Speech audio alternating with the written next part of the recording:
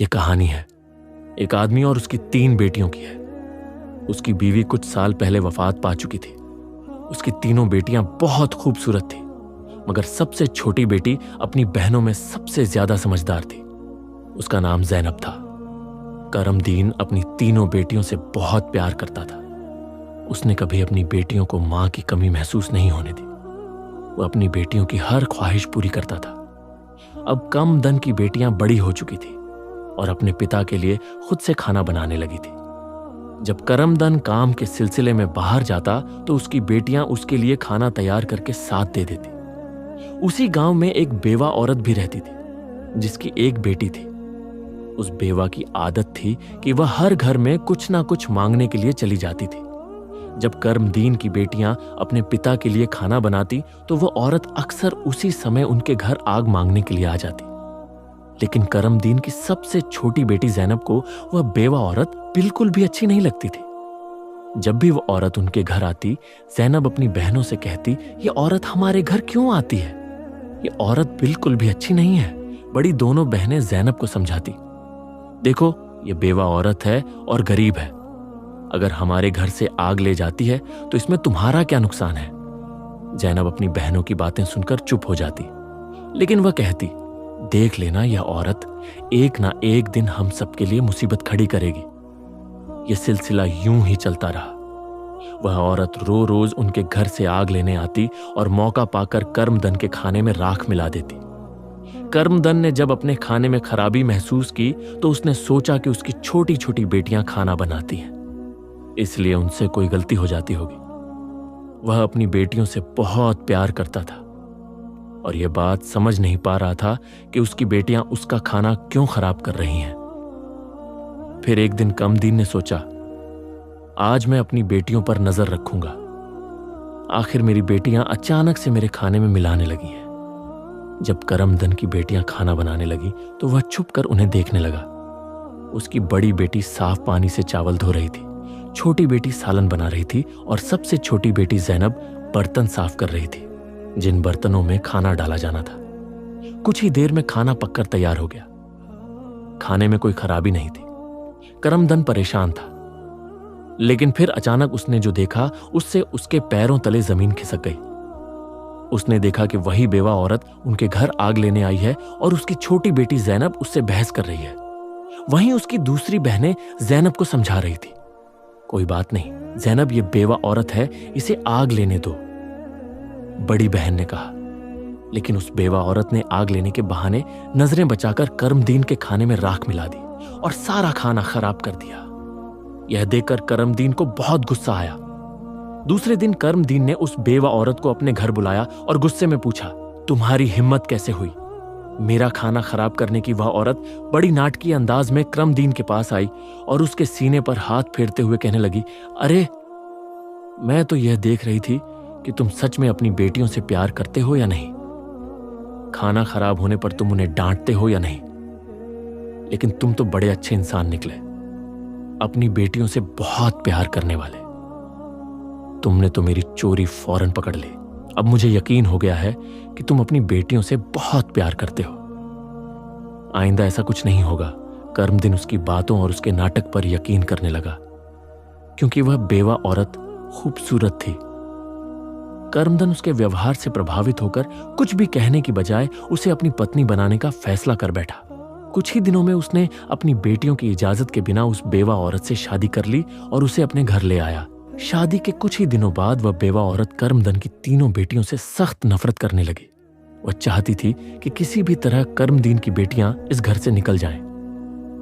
उसने उन्हें घर से निकालने के लिए तरह तरह के मंसूबे बनाने शुरू कर दिए। वो सोचती थी कि अगर बेटियां घर से चली जाएंगी तो वह और उसकी अपनी बेटी आराम से ऐश की जिंदगी जी सकेंगे। साथ ही करमदीन का पूरा ध्यान सिर्फ उसी और उसकी बेटी पर रहेगा। वह जानती थी कि करमदन अपनी बेटियों से बहुत मोहब्बत करता है और उन्हें जरा भी दुखी नहीं देख सकता। उसकी अपनी बेटी हमेशा कीमती कपड़े पहनकर घूमती रहती थी, जिससे वह मॉडर्न लगती थी। लेकिन सौतेली मां ने करमदन की तीनों बेटियों को घर का सारा काम करने पर मजबूर कर दिया। वह उन्हें ठीक से पेट भर खाना भी नहीं देती थी और धीरे धीरे उनकी दूसरी जरूरतें भी कम कर दी। तीनों बहनें हर समय दुखी रहने लगी। एक दिन दो बड़ी बहनें रो रही थी तो जैनब अपनी बड़ी बहनों के पास आई और कहने लगी, प्यारी बहनों, आओ हम तीनों कहीं बाहर चले ताकि हमारा दिमाग फ्रेश हो जाए। फिर वह तीनों बहनें घर से निकल गई और चलते चलते एक जंगल में जा पहुंची। वहां एक घने दरख्त के नीचे बैठकर वे रो रो कर अपनी मां को याद करने लगी। इतने में उनके पास से एक अल्लाह वाले बुजुर्ग का गुजर हुआ। जैनब जमीन पर बैठी रो रही थी और कह रही थी, ऐ मेरे अल्लाह, हम मजलूम लड़कियां हैं और बहुत दुखी हैं। आप देख रहे हैं ना कि हमारी सौतेली मां हम पर कितना जुल्म करती है। हम कितने दिनों से भूखे हैं। अल्लाह वाले बुजुर्ग पास ही खड़े होकर उनकी बातें सुन रहे थे। फिर वे जैनब से मुखातिब होकर बोले, बेटियों, तुम तीनों यहां इस दरख्त के नीचे रोज आती हो, तुम्हें क्या दुख है, तुम मुझे बता सकती हो? जैनब ने रोते हुए अल्लाह वाले बुजुर्ग को सारा वाकया सुना दिया। उनकी बात सुनकर बुजुर्ग को बहुत दुख हुआ। वे बोले, बेटी, यहां से थोड़ी दूरी पर मेरी झोपड़ी है, मैं वहां रहता हूं और इबादत करता हूं। मेरी झोपड़ी के बाहर एक अनार का दरख्त लगा है जिस पर पके हुए अनार लगे हुए हैं। तुम जाओ और उस दरख्त से जितने मर्जी अनार तोड़कर खा लो। यह सुनकर तीनों लड़कियां खुशी खुशी उस झोपड़ी के पास पहुंची। उन्होंने देखा कि दरख्त पर बहुत ही खूबसूरत और रसीले अनार लगे हुए हैं। तीनों ने एक एक अनार तोड़ा और बैठकर मजे से खाने लगे। जब उनका पेट भर गया तो उन्होंने बुजुर्ग का शुक्रिया अदा किया और घर वापस आ गई। इसके बाद जब उनकी सौतेली मां उन्हें खाना नहीं देती तो वे रोज जंगल जाती और उन अनार को खाकर अपना पेट भर लेती। धीरे धीरे उन्होंने अपनी मां का दिया हुआ खाना बिल्कुल छोड़ दिया। अब उनकी सौतेली मां सोचने लगी, मैं इन लड़कियों को खाने को कुछ नहीं देती, मैं इनसे इतना काम करवाती हूं, उन्हें जलील करती हूं, फिर भी इनके चेहरे पर एक अजीब सी चमक है। इनमें से कोई बीमार भी नहीं पड़ती, बल्कि इनकी खूबसूरती बढ़ती जा रही है। और मेरी बेटी, जिसे मैं इतना अच्छा खाना देती हूं, वह उनके आगे बदसूरत लगती है। दूसरे दिन जब वह लड़कियां जंगल की तरफ गई तो सौतेली मां ने अपनी बेटी को उनका पीछा करने के लिए भेज दिया। जब तीनों लड़कियां अनार तोड़कर खा रही थी तो जैनब ने अपनी सौतेली बहन को देख लिया। उसने बाकी बहनों से कहा, यह लड़की हमारा पीछा कर रही है, मैं इसे यहां से भगा देती हूं। फिर जैनब ने अपने हाथ में पकड़ा अनार छुपा लिया और बोली, अगर यह सब कुछ अपनी मां को बता देगी तो यह हमारे लिए परेशानी का कारण बन सकती है। लेकिन जैनब की दूसरी बहनें बोली, जैनब, तुम कैसी बातें कर रही हो, यह बेचारी बेकसूर है। जैनब की बड़ी बहनें बोली, हमारी सौतेली मां तंग करती हैं, यह तो हमें कुछ नहीं कहती। इसके बाद तीनों बहनों ने अपनी सौतेली बहन को पास बिठाया और उसे एक अनार पकड़ा दिया। लेकिन सौतेली बहन ने अनार नहीं खाया और जल्दी से अपनी मां के पास जाकर कहने लगी, मां, वे लड़कियां भूखी नहीं रहती, वे तो जंगल में एक दरख्त से अनार तोड़कर खा लेती हैं। उसी दरख्त के पास एक बुजुर्ग भी इबादत कर रहे थे और उन्होंने भी उन्हें रोकने की कोशिश नहीं की। यह सुनकर सौतेली मां को बहुत गुस्सा आया। वह सोचने लगी, मैं इन लड़कियों को अनार खाने से कैसे रोकूं। पूरा दिन वह गुस्से में ही रही। जब शाम को करमदीन काम से घर वापस आया तो उसने अपनी बीवी को परेशान देखा। वह बोला, तुम्हें क्या परेशानी है, क्यों इतनी उदास बैठी हो? वह कहने लगी, मेरे सिर में बहुत तेज दर्द है और यह किसी दवा से ठीक नहीं होगा। करमदीन ने पूछा, तो फिर कैसे ठीक होगा? वह तुरंत बोली, जंगल में एक अनार का दरख्त है जिस पर लाल लाल अनार लगे हैं। अगर तुम उस दरख्त को जड़ से कटवा दो और उसकी जड़ें उबालकर दवा बना लो और मेरे माथे पर लगाओ तो मेरा सिर दर्द ठीक हो सकता है। करमदीन ने कहा, बस इतनी सी बात। फिर उसने कुछ आदमियों को बुलाया और उन्हें पैसे देकर कहा, जंगल में एक अनार का दरख्त है, तुम लोग उसे जड़ से उखाड़ फेंको को और उसकी जड़ें मुझे लाकर दो। कुछ ही घंटों में वे आदमी उस दरख्त को जड़ से उखाड़कर उसकी जड़ें करमदीन के पास ले आए। करमदीन ने जल्दी से आग जलाई और उन जड़ों से दवा बनाकर अपनी बीवी के माथे पर मलने लगा। थोड़ी ही देर में उसकी बीवी कहने लगी, अब मुझे आराम है। अगले दिन जब तीनों बहनें जंगल गईं तो उन्होंने देखा कि अनार का दरख्त किसी ने जड़ से उखाड़ दिया है। यह देखकर वे बहुत परेशान हो गई और सोचने लगी, अब हम क्या खाएंगे। तभी वे तीनों लड़कियां वहीं बैठकर रोने लगी। उनके रोने की आवाज सुनकर अल्लाह वाले बुजुर्ग अपनी झोपड़ी से बाहर आए। वे समझ गए कि लड़कियां क्यों रो रही हैं। वे बोले, इसमें रोने की क्या बात है? अल्लाह तुम्हें इससे भी बेहतर कुछ देगा। फिर अल्लाह वाले बुजुर्ग ने अपनी उंगली से जमीन की तरफ इशारा किया और वहां पर एक छोटी सी नदी बन गई जिसमें पानी की जगह दूध बह रहा था। उन्होंने उन लड़कियों को एक मिट्टी का प्याला दिया और कहा, जहां से जितना मर्जी हो दूध पियो। लड़कियां बहुत खुश हुईं और मिट्टी के प्याले में दूध भरकर पीने लगी। जब उनका पेट भर गया तो वे बुजुर्ग का शुक्रिया अदा करके घर वापस आ गई। इसके बाद उनका रोज का यह मामूल हो गया कि वे तालाब के पास जाती और मिट्टी के प्याले में दूध भरकर पी लेती। उनकी सौतेली मां उनकी सेहत देखकर हैरान थी। उसने अपनी बेटी को बुलाया और कहा, मैंने तो जंगल से अनार के दरख्त का नामो निशान मिटा दिया था, फिर भी इन लड़कियों की सेहत पर कोई असर नहीं पड़ा। मैं तो इन्हें पेट भर खाना भी नहीं देती। आखिर यह ऐसा क्या खा रही है जिससे इनकी सेहत इतनी अच्छी हो रही है? उसने अपनी बेटी से कहा, इनका पीछा करो और पता लगाओ कि यह क्या खाती है। लड़की फिर से अपनी बहनों का पीछा करते हुए जंगल में गई। जब तीनों मिट्टी के प्याले से दूध पी रही थी तो जैनब ने पीछे मुड़कर देखा। उसने अपनी सौतेली बहन को चुपचाप खड़ा देखकर बाकी बहनों से कहा, देखो ये लड़की फिर हमारा पीछा कर रही है।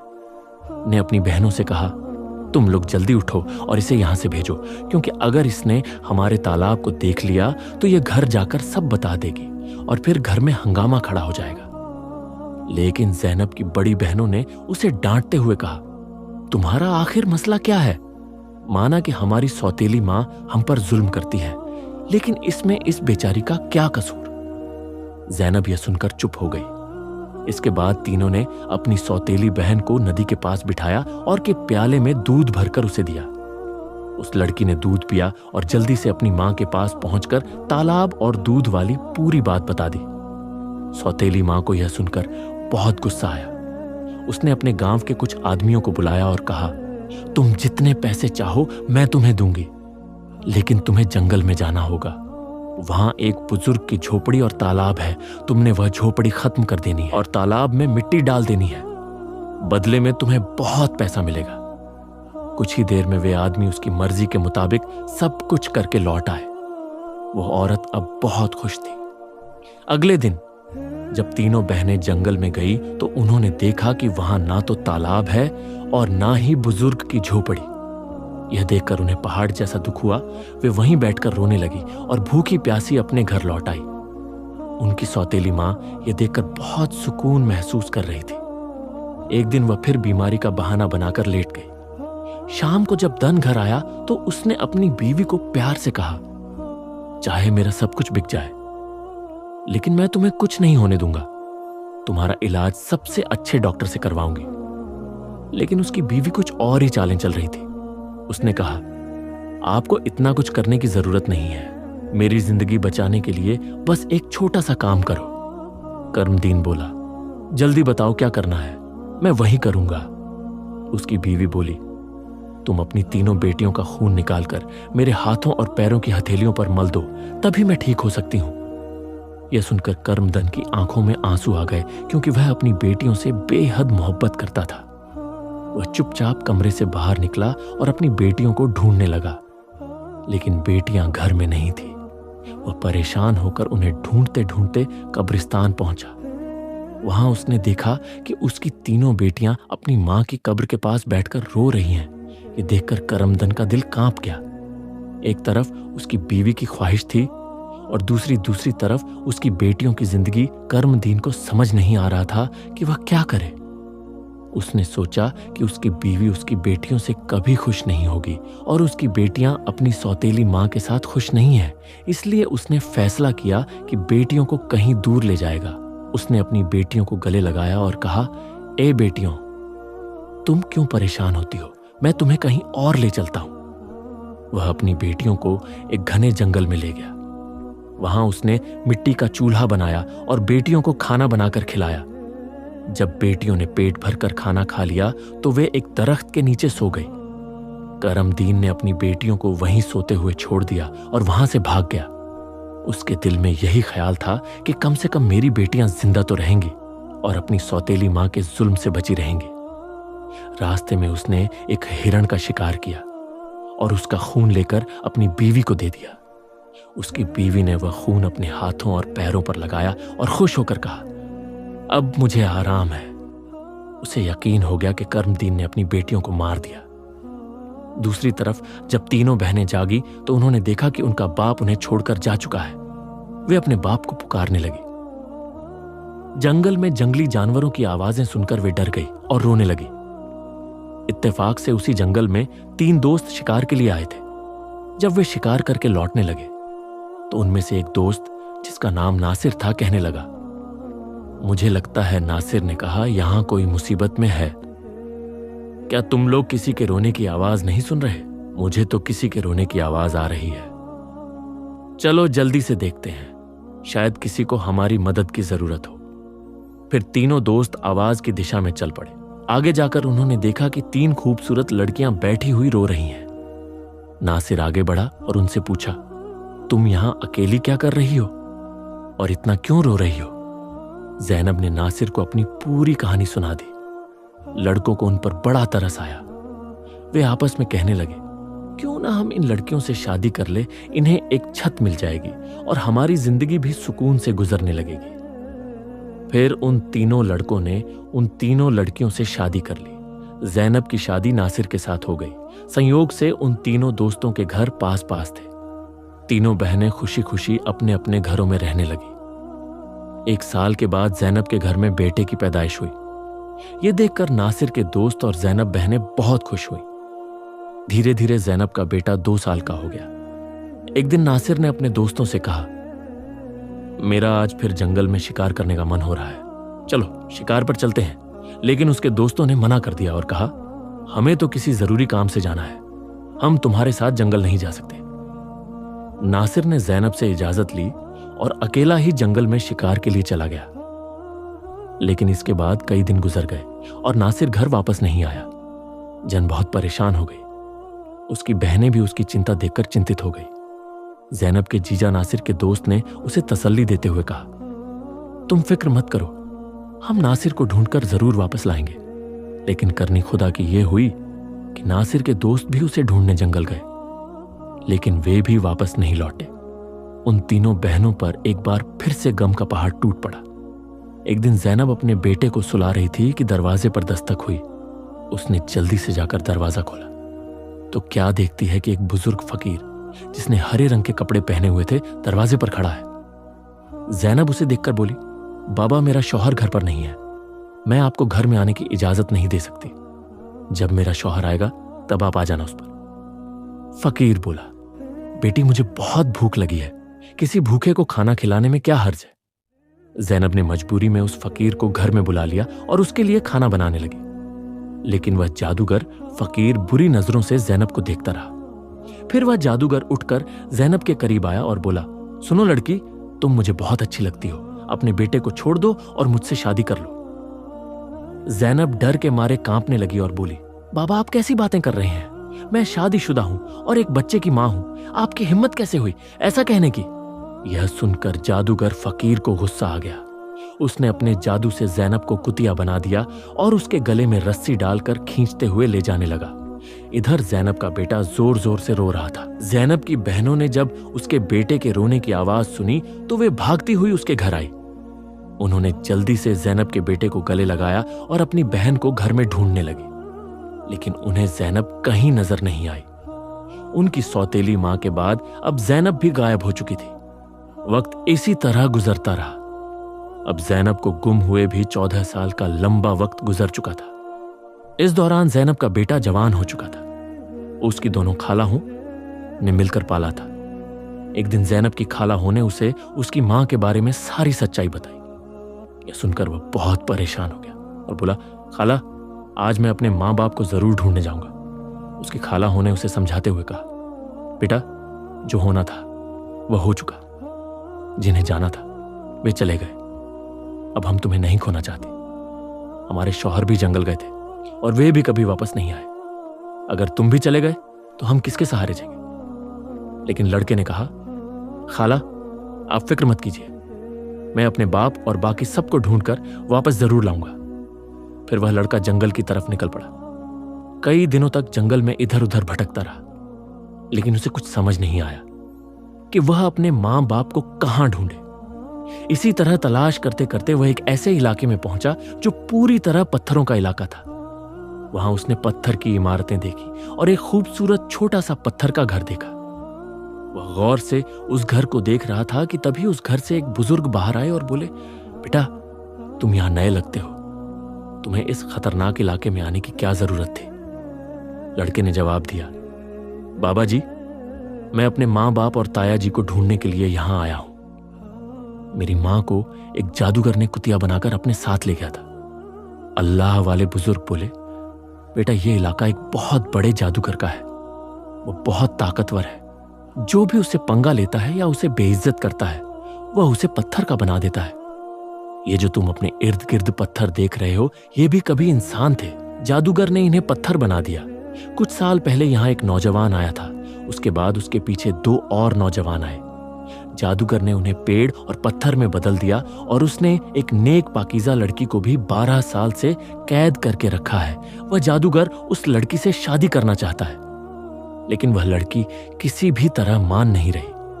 बुजुर्ग की बातें सुनकर लड़का सोचने लगा, यकीनन ये लड़की मेरी मां है और ये लोग मेरे ही परिवार के लोग हैं। आखिरकार मैंने अपनों को ढूंढ ही लिया। इसके बाद लड़के ने बुजुर्ग को अपनी सारी कहानी बताई और कहा, बाबा जी, आप मेरी मदद करें। इन लाचार लोगों को बचाने का कोई तरीका बताएं। बुजुर्ग, जिनकी झोपड़ी को कभी जैनब की सौतेली मां ने जला दिया था, मुस्कुराए और बोले, बेटा, अल्लाह हमेशा नेक दिल वालों की मदद करता है। तुम्हें हिम्मत नहीं हार चाहिए। अल्लाह वाले बुजुर्ग मजबूरन इस खतरनाक इलाके में आकर रहने लगे। उन्होंने लड़के से वादा किया, मैं तुम्हारा साथ जरूर दूंगा। बुजुर्ग सोचने लगे, क्या पता इस लड़के की मां को छुड़वाने से बाकी कैदियों को भी जादूगर की कैद से आजादी मिल जाए। बुजुर्ग ने बाकी गांव वालों को बताया, यह मेरा पोता है जो दूसरे गांव से मुझसे मिलने आया है। जब जादूगर को शक हुआ कि गांव में कोई नया लड़का आया है, तो वह तुरंत अल्लाह वाले बुजुर्ग के पास पहुंचा और पूछने लगा, यह कौन है? बुजुर्ग ने जवाब दिया, यह मेरा पोता है। इस तरह जादूगर और लड़के की मुलाकात हुई। लड़का अपनी पहचान छुपाकर जादूगर से मिलने लगा। जादूगर ने लड़के को देखकर कहा, तुम बहुत समझदार लगते हो और अपने दादा की तरह नेक और मासूम हो। कल तुम मेरा एक काम करोगे। मैं तुम्हें एक इमारत में भेजूंगा जहां एक लड़की को मेरा पैगाम देना है। मैं उससे शादी करना चाहता हूं। लड़का समझ गया कि वह अपनी मां से मिलने जा रहा है।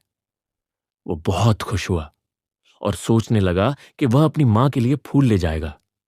उसने योजना बनाई कि वक्त आने पर वह अपनी मां को पहचानने के लिए अपनी पहचान जाहिर करेगा। जैनब की शादी के वक्त नासिर ने उसे एक अंगूठी दी थी जिस पर उसका नाम लिखा हुआ था। बाद में जैनब ने वह अंगूठी अपने बेटे को पहना दी थी। सालों बाद वह अंगूठी बढ़ाकर दोबारा बनाई गई और लड़के ने अब भी वही अंगूठी पहनी हुई थी। अल्लाह वाले बुजुर्ग ने लड़के से कहा, अपनी अंगूठी को फूलों के गुलदस्ते में छुपा दो। जब तुम्हारी मां इसे देखेगी तो वह तुरंत तुम्हें पहचान लेगी। लेकिन यह काम आसान नहीं होगा। जादूगर ने जैनब की निगरानी के लिए एक चौकीदार तैनात कर रखा है जो हर वक्त सख्ती से नजर रखता है। जादूगर अल्लाह वाले बुजुर्ग की बहुत इज्जत करता था और उनके पोते को नेक समझता था। उसने लड़के को गुलदस्ता देकर रोजाना जैनब के पास भेजना शुरू कर दिया। लड़के की कम उम्र महज 14 साल की वजह से जादूगर को उस पर कोई शक नहीं हुआ। जैनब को एक कमरे में कैद करके रखा गया था जहां किसी मर्द को जाने की इजाजत नहीं थी। लड़का रोजाना गुलदस्ता लेकर जैनब के पास जाता और वहां जादूगर की एक दासी हमेशा जैनब के साथ रहती। एक दिन किस्मत ने लड़के का साथ दिया। ऐसा मौका मिला जब कमरे में जैनब के सिवा कोई नहीं था। लड़के ने जल्दी से अपनी उंगली से अंगूठी उतारी और फूलों के गुलदस्ते में छुपाकर जैनब के कदमों में रख दिया। जैसे ही गुलदस्ता जमीन पर रखा अंगूठी की आवाज हुई, जैनब ने हैरानी से गुलदस्ता उठाया और फूलों में बंधी अंगूठी को पहचान लिया। यह वही अंगूठी थी जो उसने सालों पहले अपने बेटे को पहनाई थी। जैनब की नजरें फौरन गुलदस्ता लाने वाले लड़के की तरफ उठी। दोनों की नजरें मिलते ही हकीकत साफ हो गई। जादूगर ने जैनब को कैद कर रखा था। लेकिन उसका बेटा अपनी मां को आजाद कराने का मंसूबा बनाने लगा। जैनब ने जादूगर से शादी की रजामंदी जताई और उसकी ताकत का राज मालूम किया। जादूगर ने बताया कि उसकी जान एक तोते में है जो एक पिंजरे में बंद है और एक घने जंगल के दरख्त के नीचे सख्त पहरे में रखा गया है। जैनब ने यह राज अपने बेटे को बताया, लेकिन उसे खतरे से बचाने के लिए जाने से मना किया। फिर भी बेटे ने अपनी मां को यकीन दिलाया कि वह कामयाब होकर लौटेगा। कई दिनों की मशक्कत के बाद वह जंगल में पहुंचा। एक मौका देखकर उसने तोते को बीप से निकाल लिया और जादूगर की इमारत तक वापस ले आया। जादूगर उसे देखकर तोते की वापसी की भीख मांगने लगा। लड़के ने चालाकी से जादूगर से सभी कैदियों को आजाद करवाया। इसके बाद उसने तोते के पंख खींचे, जिससे जादूगर की ताकत खत्म हो गई। अंत में उसने तोते की गर्दन मरोड़ दी, जिससे जादूगर मर गया। लड़के ने अपनी मां जैनब, पिता नासिर और बाकी सभी कैदियों को आजाद कराया। फिर वह सब अल्लाह वाले बुजुर्ग के पास पहुंचे। सबने बुजुर्ग का शुक्रिया अदा किया और अपने घर लौट आए।